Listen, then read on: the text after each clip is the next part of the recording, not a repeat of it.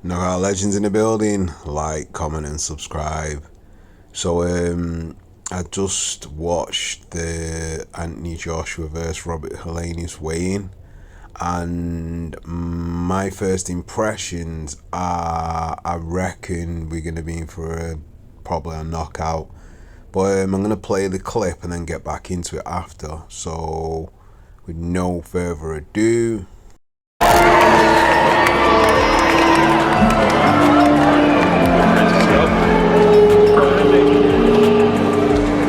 Now to scale, Robert, the Nordic Nightmare Helenius.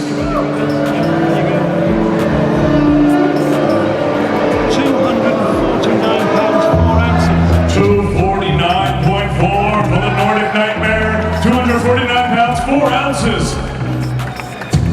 For Robert Helenius.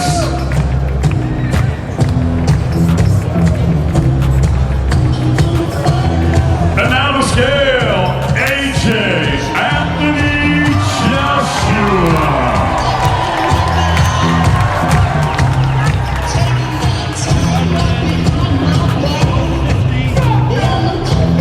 Middle. 250 bang on for AJ. 250 pounds bang on for Anthony Joshua.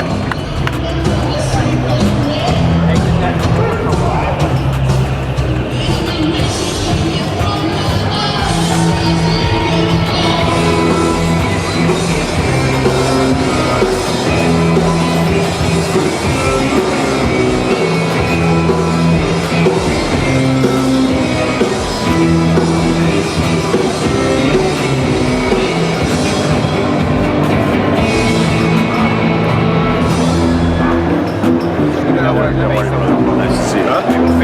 How's Errol doing? He's good. To the front first.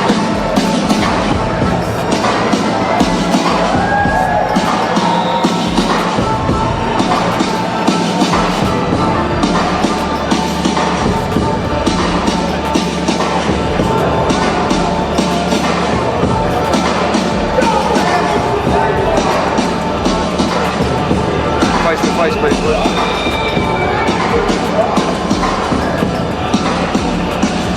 Anthony Joshua, Robert Helenius, 12 rounds, heavyweights, Matchroom Boxing, in association with True Flight 8 Management, AJ Boxing, and TGD Promotion, live on the zone from the O2 Arena, London, England.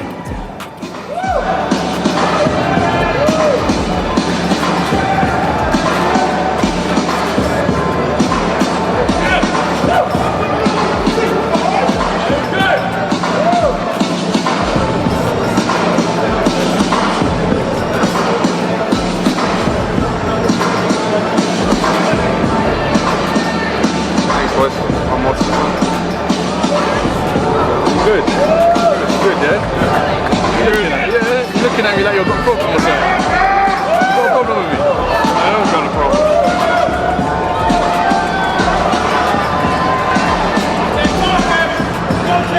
Seriously, is everything alright? You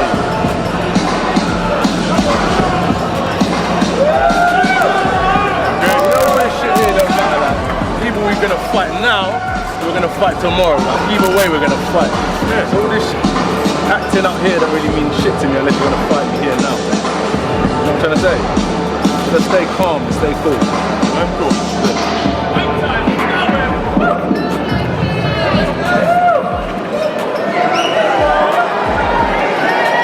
Cheers, boys, good luck.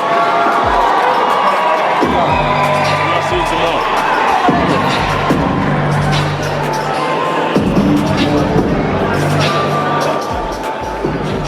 Robert, before you go, you as well.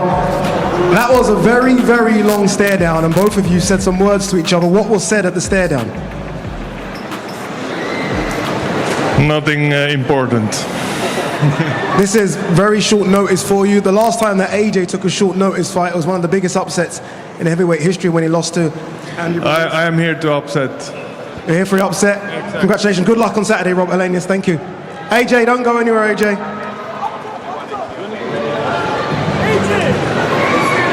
Derek, 1 second, Derek. Let's get a word. with the former unified heavyweight champion Anthony Joshua as you throw out some caps. AJ, a lot's happened in the last week or so. AJ, a lot's happened in the last week or so, but the goal remains the same, right? Victory on Saturday, and then potentially, I know you want another crack at a world title in the future, but you got to get victory on Saturday. Yes, that's correct. How's everyone doing today as well? Really good turnout. So we're here for the weigh-in today. Everyone, I appreciate everyone coming out, but tomorrow will come anyway, so let's just enjoy today, and I appreciate everyone here. At the top, right at the top, I see everyone up there as well. Really good, really good. Final one, how difficult has the last week been for you? Remember, this was supposed to be you versus Dillian Whyte, right? A man that you know very, very well. Lastminute.com, we get a replacement in Robert Helenius. How difficult has it been? No problem at all. Stay professional, keep a professional head on. Things happen in life. So no complaining. These are the best days of my life. A little like blip in my day didn't change the whole like trajectory of how my training camp went. Stay focused. And as I said, like, I'm just happy that I'm still getting a day in the ring tomorrow. I'm looking forward to it. This is my job. This is what I love doing. And when I'm victorious, I can't wait to get out again ASAP. And final one on the fans that always turn out for you. Obviously, look, packed here in Westfield. I know, I'd like to spend time with everyone here, if I could. Yes, Joel, see the man them here as well. I see you as well, yeah, I see a couple of my friends here. If I could, I'll spend the whole day with these people, but I've got to stay focused. I'm still in training camp mode, still got a job to do tomorrow. And then from Sunday, Monday, I'll be back local in the estate, chilling out, so everyone can come down and visit me. We'll have a community day and stuff like that. Good luck on Saturday, AJ. Let's see if we can get a word with Eddie Hearn here very quickly. Eddie, the show does go on. That was interesting, the way, and you were right there, you heard what they said in the face-off. They got very, very tense very quickly. Yeah, it was spicy. It was good, because we've got to be focused for this fight. Sometimes you have a build-up like the Dillian Whyte fight, sometimes you can feel a little bit deflated. I didn't see a deflated Anthony Joshua. I probably saw a more pumped Anthony Joshua than I've ever seen. Never heard him speak like that in a face-to-face. You guys will get it all on the Matchroom behind the scenes. I like what I see.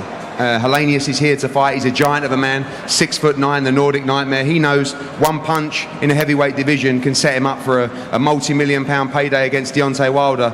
Helenius is here to win. AJ's got to stay focused. We go through Helenius on Saturday. We go through Deontay Wilder in January. We go through Tyson Fury next year. That's how the team are thinking, and that's how important it is to us. That's his mindset.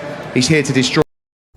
So from the clip there, what I can garner is that we may see the Anthony Joshua of old, and I see a lot of aggression, a lot of focus.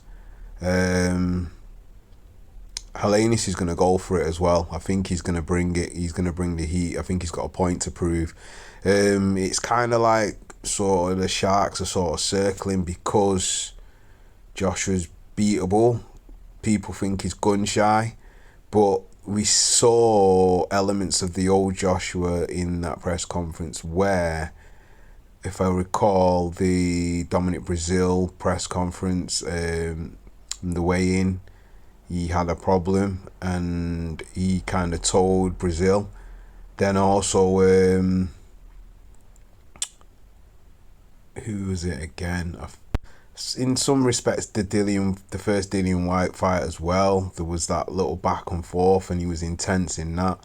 But this is the most fired up I've seen him in a while, even to the point where it looked like he was kind of offering him out there and then. So, but being a proud Viking warrior, Helenius, he was on it as well. So I think we're going to have a good fight. I think Helenius is going to come out to try and win. And he'll probably box, but he will try and throw bombs. But we're going to have to see if Joshua's just going to stick and move or if he's going to engage. I reckon they're going to be trading, but there'll be a little bit of boxing, but then they'll probably trade at some point. And it's going to be a case of whose chin is tougher. In my personal opinion, I think Joshua's got the better chin because he's not really actually ever been knocked out. He's only ever been knocked down. So technically, he's not been knocked out like as per se like other fighters like cold. He's been stopped by the referee, but that's it. And even in the Usyk fights, he didn't get stopped. So yeah, he might have looked like at times he was going, but Usyk couldn't knock him out. So his chin's still pretty drawable, to be fair. I think it's a combination of things with the Andy Ruiz fight. Maybe American debut, whatever phantom illness he's supposed to have had, because he did supposed to have some kind of illness, but he never actually got into it or explained what it actually was. But then the stress, obviously, late replacement, not preparing for that person, maybe not having enough time to prepare for that person, not realising that Andy Ruiz fights good against taller opponents. He's got good hands and he's a good counter puncher, and he can throw punches in bunches when he's up close, especially from above. I mean, from below, when the person he's hitting is above him. So he's got the advantage. Now, none of that means anything. I'm just giving out the reasons as to why that actually happened. Because obviously if Joshua had employed what he did in the second fight, in the first fight, he would have won quite comfortably. But obviously he always comes in at a certain size and he boxes the way he boxes. So that's the reason why that happened. But in my personal honest opinion as well, why that happened was he was trying to make a statement of intent, and what he should have done is kept his eyes on the ball and not like try to compete and look like he could do a better job than Deontay Wilder, because Deontay Wilder knocked out his common foe from before, Dominic Breazeale, who I mentioned, in spectacular fashion, like it was nothing, like he was just eating a piece of birthday cake. So that there is that there in then where he wanted to make a statement of intent, because obviously they never had that fight and they've been chasing that fight for so long and trying to get it, that obviously if he could have made that intent with Andy Ruiz and knock him out completely, then he might have actually been able to force the Wilder fight. But we'll never know, you know, what's buts and ifs. So hopefully he gets through this next test and he knocks Helenius out, and then we get the Wilder fight, and then he can then exact his revenge on Wilder for everything that's happened. And then possibly, if we start to see people actually step up to the plate, we might get a unified. But if not, we still should get the Tyson Fury fight versus AJ, definitely. At the very least before Fury retires, because I reckon if he doesn't unify with Usyk, he's going to have the Joshua fight, and that's going to be his last fight. Because if I do recall, Tyson Fury did say he wanted to fight Derek Chisora, Dillian White, and he did go on about Ngannou after that, but then he did say he wanted to fight Joshua. So it's just a case of timing. So I reckon he will fight Joshua after the Ngannou fight. So anyway, what were your thoughts on the press conference and the weigh-in? And do you think this is just Joshua of old, and do you think Joshua's going to knock out Helenius, or is Helenius going to cause problems like he did with Kawanaki and stop Joshua and stun Joshua? So leave your thoughts in the comment section, like, comment and subscribe, and that is another one from Knockout Legends. Peace.